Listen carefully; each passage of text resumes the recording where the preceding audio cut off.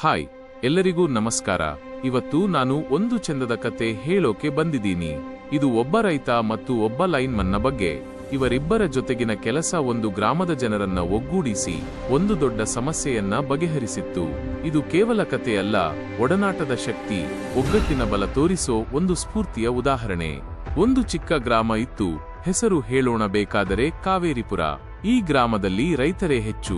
ಎಲ್ಲರೂ ಒಗ್ಗಟ್ಟಾಗಿ ಬೆಳೆ ಬೆಳೀತಾರೆ, ಒಬ್ಬರಿಗೊಬ್ಬರು ಸಹಾಯ ಮಾಡ್ತಾರೆ. ಆದರೆ ಒಂದು ದಿನ ಒಂದು ದೊಡ್ಡ ಸಮಸ್ಯೆ ಎದುರಾಯಿತು. ಗ್ರಾಮದ ಬಳಿ ಇದ್ದ ಒಂದೇ ಒಂದು ವಿದ್ಯುತ್ ಲೈನ್ ಹಾಳಾಯಿತು. ಈ ಲೈನ್ನಿಂದ ಗ್ರಾಮದ ಬೋರ್ವೆಲ್ಗಳಿಗೆ ಪವರ್ ಬರ್ತಿತ್ತು. ಅದು ಹಾಳಾದ ಮೇಲೆ ನೀರು ಇಲ್ಲದೆ ಬೆಳೆಗಳೆಲ್ಲ ಒಣಗೋಕೆ ಶುರುವಾಯಿತು. ಮಳೆಗಾಲ ಇನ್ನೂ ದೂರ ಇತ್ತು. ರೈತರೆಲ್ಲ ಟೆನ್ಷನ್ನಲ್ಲಿ ಇದ್ರು. ಇಲ್ಲಿ ರೈತ ರಾಮಪ್ಪ ಬರ್ತಾನೆ. ರಾಮಪ್ಪ ಒಬ್ಬ ಸಾಮಾನ್ಯ ರೈತ, ಆದರೆ ತುಂಬಾ ಚಾಣಾಕ್ಷ. ಅವನಿಗೆ ಗೊತ್ತಿತ್ತು, ಈ ಸಮಸ್ಯೆ ಒಬ್ಬಂಟಿಗನಿಗೆ ಬಗೆಹರಿಸೋಕೆ ಆಗಲ್ಲ. ಅವನು ತನ್ನ ಹೊಲದಲ್ಲಿ ನೀರು ಇಲ್ಲದೆ ಒಣಗ್ತಾ ಇದ್ದ ಗಿಡಗಳನ್ನ ನೋಡಿ ಇದಕ್ಕೆ ಏನಾದರೂ ಮಾಡಬೇಕು ಅಂತ ಡಿಸೈಡ್ ಮಾಡಿದ. ಆದರೆ ಏನು ಮಾಡುವುದು? ವಿದ್ಯುತ್ ಲೈನ್ ರಿಪೇರಿ ಮಾಡೋದು ಅವನ ಕೈಲಿ ಇರಲಿಲ್ಲ. ಇತ್ತ ಗ್ರಾಮದ ಲೈನ್ಮನ್ ಶಿವು ಇದ್ದ. ಶಿವು ಒಬ್ಬ ಧೈರ್ಯವಂತ ಲೈನ್ಮನ್. ಆದರೆ ಅವನಿಗೂ ಒಂದು ಸಮಸ್ಯೆ ಇತ್ತು. ಲೈನ್ ರಿಪೇರಿಗೆ ಬೇಕಾದ ಉಪಕರಣಗಳು ಇರಲಿಲ್ಲ. ಕಂಪನಿಯಿಂದ ಯಾವ ಸಪೋರ್ಟ್ ಬರ್ತಿರಲಿಲ್ಲ. ಒಬ್ಬನೇ ಹೋಗಿ ರಿಸ್ಕ್ ತಗೊಂಡು ಲೈನ್ ಫಿಕ್ಸ್ ಮಾಡೋದು ಅಪಾಯಕಾರಿ ಆಗಿತ್ತು. ಶಿವು ಯೋಚಿಸ್ತಾ ಇದ್ದ, ಗ್ರಾಮದ ಜನರಿಗೆ ಪವರ್ ಬೇಕೇ ಬೇಕು, ಆದರೆ ನಾನೊಬ್ಬನೇ ಏನ್ ಮಾಡಲಿ? ಒಂದು ದಿನ ರಾಮಪ್ಪ ಶಿವನನ್ನ ಭೇಟಿಯಾದ. ರಾಮಪ್ಪ ಹೇಳಿದ, ಶಿವು, ನೀನೊಬ್ಬ ಲೈನ್ ಫಿಕ್ಸ್ ಮಾಡಿದ್ರೆ ನಾವು ರೈತರು ನಿನಗೆ ಸಹಾಯ ಮಾಡ್ತೀವಿ. ಒಟ್ಟಿಗೆ ಈ ಸಮಸ್ಯೆ ಬಗೆಹರಿಸೋಣ. ಶಿವುಗೆ ಈ ಐಡಿಯಾ ಇಷ್ಟವಾಯಿತು. ಅವನು ಒಪ್ಪಿಕೊಂಡ. ಸರಿ ರಾಮಪ್ಪ, ಒಟ್ಟಿಗೆ ಮಾಡೋಣ, ಆದರೆ ಎಲ್ಲರೂ ಒಗ್ಗಟ್ಟಾಗಿ ಬರಬೇಕು. ಅಂದಿನಿಂದ ಒಂದು ಚಂದದ ಒಡನಾಟ ಶುರುವಾಯಿತು. ರಾಮಪ್ಪ ಗ್ರಾಮದ ರೈತರನ್ನ ಒಟ್ಟುಗೂಡಿಸಿದ. ಎಲ್ಲರೂ ಶಿವುಗೆ ಸಹಾಯ ಮಾಡೋಕೆ ಮುಂದಾದ್ರು.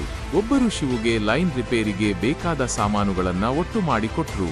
ಇನ್ನೊಬ್ಬರು ಆ ದೊಡ್ಡ ಪವರ್ ಟವರ್ ಬಳಿ ಗಾಳಿ ಮಳೆ ಇದ್ರೂ ಶಿವುಗೆ ಸಪೋರ್ಟ್ಗೆ ನಿಂತರು.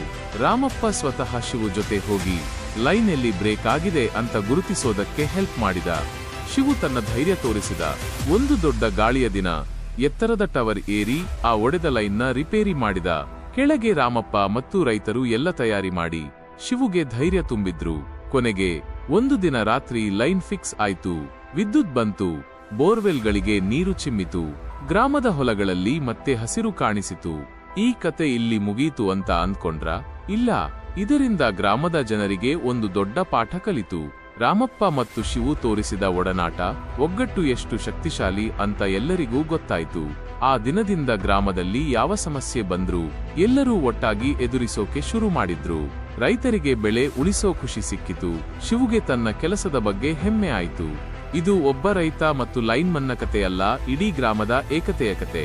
ಒಬ್ಬರಿಗೊಬ್ಬರು ಸಹಾಯ ಮಾಡಿದ್ರೆ ಎಂಥ ದೊಡ್ಡ ಸಮಸ್ಯೆಯನ್ನಾದರೂ ಗೆಲ್ಲಬಹುದು ಅಂತ ಈ ಕತೆ ಹೇಳ್ತದೆ. ಏನಂತೀರಿ? ಈ ಸ್ಟೋರಿ ನಿಮಗೆ ಇಷ್ಟ ಆಯ್ತಾ? ನಮ್ಮ ಜೀವನದಲ್ಲೂ ಇಂಥ ಒಡನಾಟ ಇದ್ರೆ ಎಷ್ಟು ಚೆನ್ನಾಗಿರತ್ತೆ ಅಲ್ವಾ? ಹಾಗೆ ನಮ್ಮ ಚಾನಲ್ ಅನ್ನು ದಯವಿಟ್ಟು ಫಾಲೋ ಮಾಡಿ.